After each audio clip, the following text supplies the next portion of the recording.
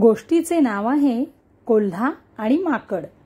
एका दाट जंगलात एक हुशार कोल्हा आणि एक खोडकर माकड राहत होते। ते एकमेकांचे खास मित्र होते।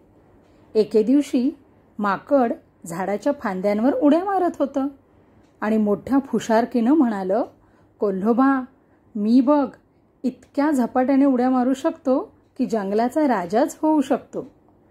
कोल्हा हसत म्हणाला, राजा बनण्यासाठी फक्त उड्या पुरेशा नाहीत, अक्कलही लागते। माकड म्हणालं, अरे बघ तर, आणि त्याने जोरात उडी मारली आणि तोल जाऊन ते धपकन पाण्यात पडलं।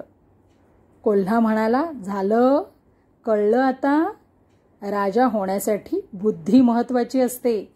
चल आता, खूप खोड्या झाल्या, बस झालं।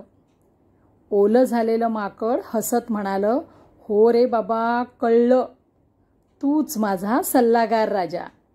आणि मग ते दोघे छान गप्पा मारत जंगलात फिरू लागले। धन्यवाद।